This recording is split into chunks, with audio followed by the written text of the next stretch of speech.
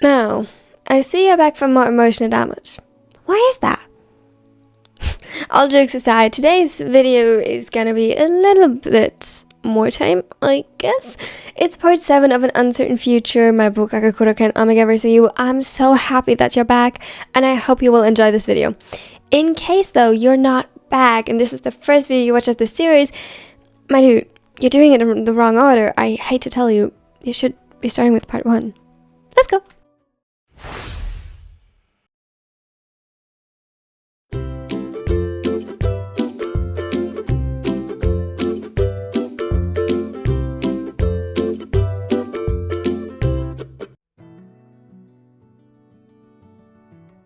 Just wait. This time, I'm gonna beat you.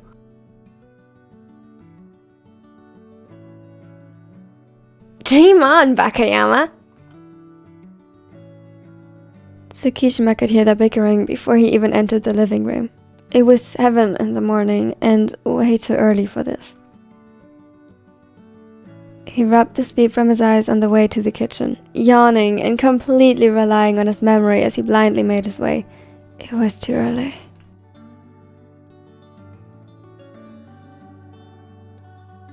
The sounds from the TV and Kageyama's and Hinata's argument slowly morphed into a steady background noise while he attempted to make himself some coffee without burning his hands.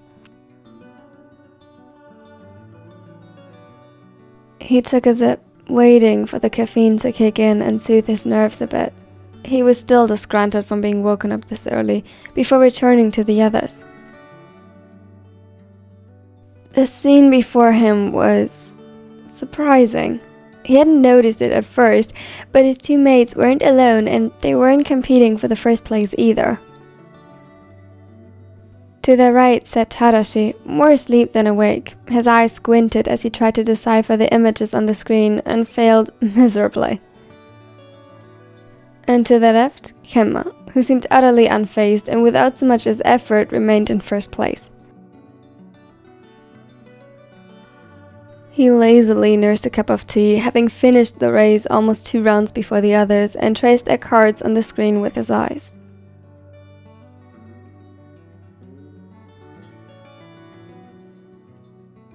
Tobio and Shoyo, on the other hand, seemed to have forgotten about the other two, which, in Tadashi's case, fair enough. The poor sleepyhead still tried to find the right direction and continued falling from every cliff presented to him, completely caught up in their own competition.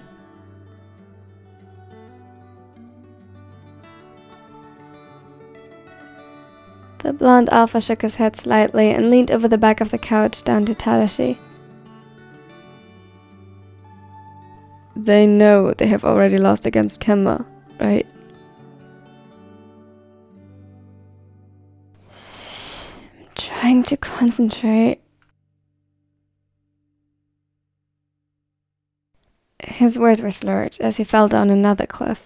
With a sigh, he slumped back against the cushions. Yeah, I'm not sure. I think they have forgotten about that.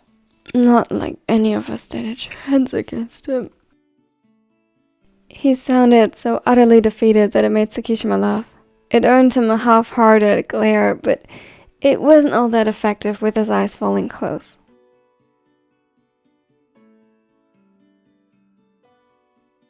So, what is all this? He motioned to the 4 of them, his gaze lingering at the 2 troublemakers. Emma stayed up and played all night, if I understand it correctly. It seems to calm him.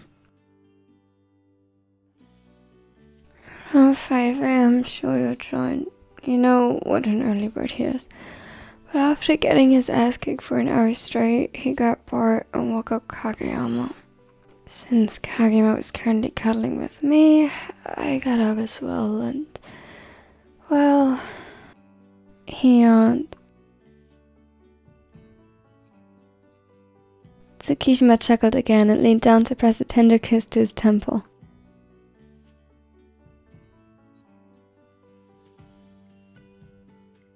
You look dead on your feet. Well, guess how I feel. He laughed again. There was just something about the tired yams that was absolutely endearing. It was the combination of him looking utterly adorable and the fact that he for once just said what was on his mind. Come on, I will get you back to bed. No, don't want to. He whined but put his arms around Tsukishima's neck regardless as the other lifted him into his arms. Just for a little nap. I will make breakfast and wake you up when it's finished. Okay. He nuzzled his nose against his neck and relaxed against his chest. By the time they arrived upstairs, Yamaguchi already dozed off again. The alpha just proceeded to tuck him into bed gently. Upon arriving back downstairs, he saw with relief that the battle was finally over, though it proceeded with them accusing each other of cheating. He sighed, but if he was being honest with himself, he wouldn't want to have it any other way. The pheromones the two were emitting, while being intense, weren't tainted with anger, not even so much as annoyance. It was just them, their chaotic, loud nature. Through their bond, he could feel the devotion and love underneath the quarrel.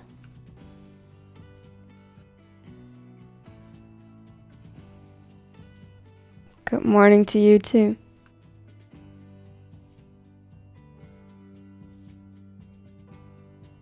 Their heads snapped around. Hinata's eyes wandered from him to the now empty space beside him where Yamaguchi had been before. Where's Tarashi? He didn't even notice. In bed. Really, what were you thinking waking her up this early? He's not as insane as you two, you know?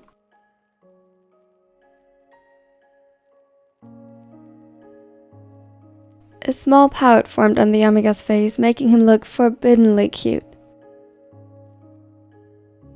It was his own choice. It's hardly a choice when you use your puppy eyes. What is it with you and getting up at 5 a.m.? I don't even have the energy to think at that time. As if confirming his logic, Kageyama yawned. He wasn't exactly a night owl either, but Hinata was still far more of an early bird than him. It didn't stop him from taking the Amiga up on the occasional challenge though, which usually ended up with them playing volleyball in their yard to ungodly hours. A small chuckle interrupted this short moment of silence, and almost instantly their attention shifted to the blonde Amiga. His lips were tucked up in a slight smile, and he looked off into the distance while nipping at his tea. You're just like Kaotaro, Shoyo.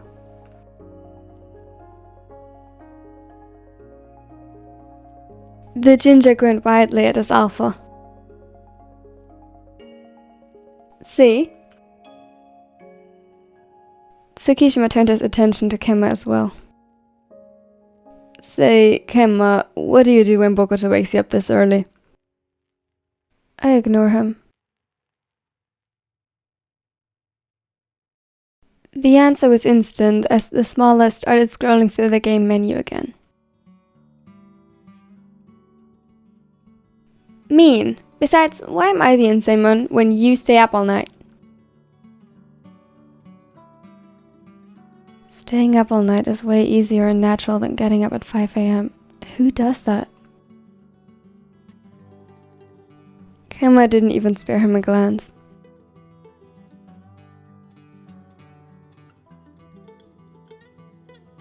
Having found a new target for a conversation, Hinata proceeded with his monologue while moving closer to the other Amiga. Wanna help me make breakfast? Tsukishima smiled at Kageyama who, now that he wasn't caught up and bickering with Hinata anymore, looked about as tired as he felt. It was cute. You can also go upstairs and cuddle with Yams if you like. He's taking a nap. You look like you could use one as well. Kageyama's brows furrowed slightly. He shook his head and got up, stretching. I'm good. I'll help you. He walked up to the blonde and stole a kiss from him before proceeding to walk past him to the kitchen. It took the other off guard. Even after years, he couldn't get used to these sudden and rather unpredictable displays of affection. Kageyama always just did what felt right for him in that moment. Just like in volleyball, he relied on his instincts rather than overthinking it. And Tsuki, well, he couldn't say he hated it. And now that they were bonded, the others wouldn't believe him anyway.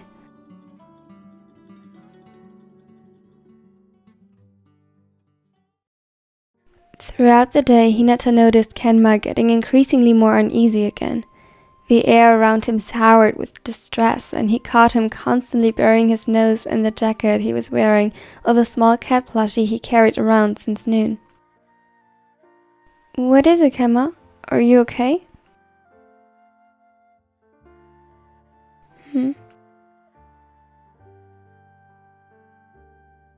He looked up confused. The blonde had been staring off into the distance for the past couple of minutes, completely lost in thought. "Yeah, it's just..." He nuzzled at the fabric again, his eyes glossy. "Their scent, it's fading."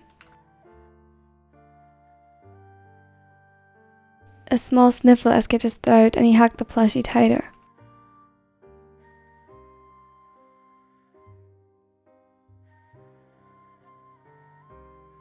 "I'm sorry. I don't know why I'm so emotional about this."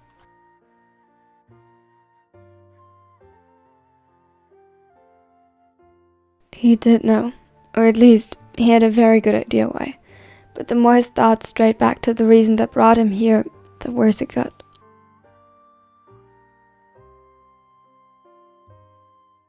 "Hey, it's okay." The smaller closed the distance between them and snuggled to his side. His warm sunflower scent engulfed them, and he let out silent purrs to calm his friend. "I would miss my mates too." Another silent sniffle, and Kenma pulled his knees to his chest. "I do. I miss them so much. Am I even allowed to?" "Huh?" Hinata's head perked up and he looked at him questioningly. "What are you talking about? Of course you are allowed to miss them." "I'm the one who left. I'm the one still keeping us apart, even though neither of us want that."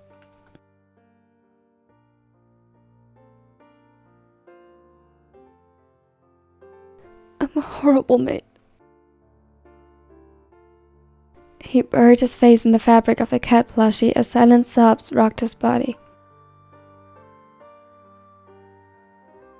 "Kenma, don't say that. You're not."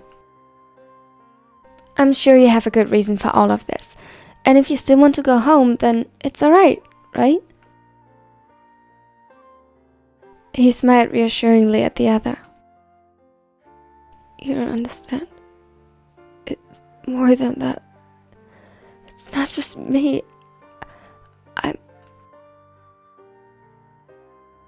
He stopped himself. The words felt like lead on his tongue.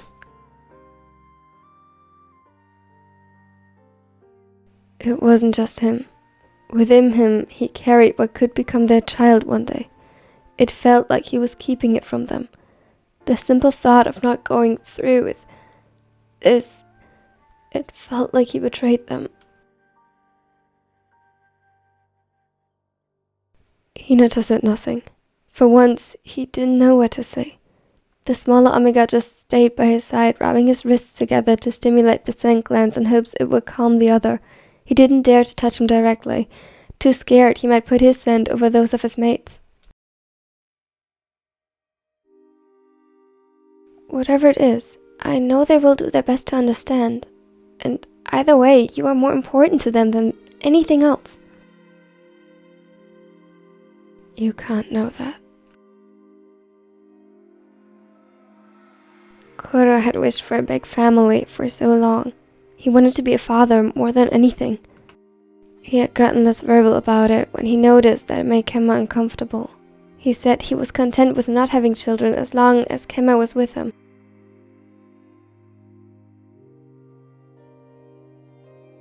But Kenma saw the hope in his eyes after the topic first came up with Bokuto and Akashi again. He saw how thrilled he was when they decided to try. Even though it had never been Kenma who was supposed to carry it, even though he was perfectly content with being part of this dream as long as he didn't have to carry it, and even though that had been established from the start, it still felt like he was destroying his dreams by considering to end this. He knew that Akashi and the others could continue trying, but what if it wouldn't work?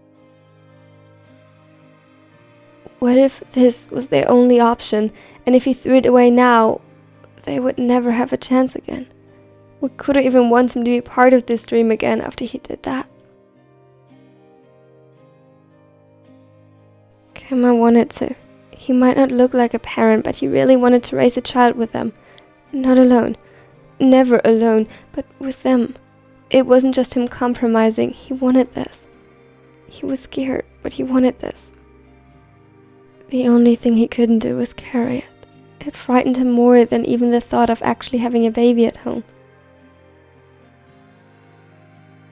He was an Omega. If anything society taught him was right, he should be thrilled about this.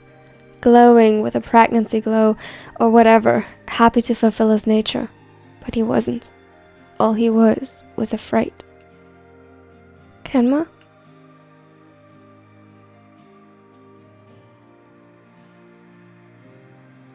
Are you sure you don't want to go home?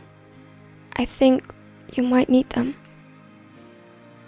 Yes, he did. He needed them so badly that it hurt. He needed their soft touches and reassurances, wanted their hugs and for them to welcome him with open arms, but would they? In the back of his mind he could feel their worry spiking.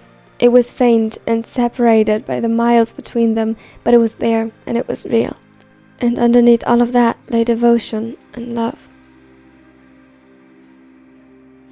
His brain short-circuited. He didn't know if he deserved it or not, their care, their affection, but right now he didn't care. All he knew was that he needed them. Shoyo, can you bring me home? I need you to bring me home, please.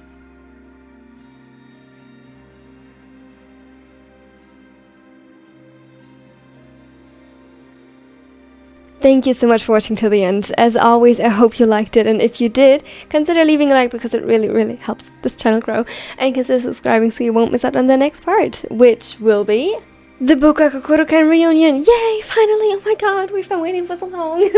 Is what I'm expecting you to say. I hope you have yes. Oh my god, I'm so good at my job, okay? Special thanks to my nerdy neckos for helping and supporting this channel. If you also want to become a nerdy neko and support this channel, click on the join button under this video, or consider checking out my social media, or even better, the other videos in the end cards. I heard they're cool. Now I hope you have a wonderful and amazing day. Bye! Wake up, really gonna rise with the sun. Step 2, get some good, some food in you. Step 3, think real hard about what you wanna be. Step 4, everybody just do your thing. Wake up, today's gonna be a good day. Wake up, today's gonna be a good day.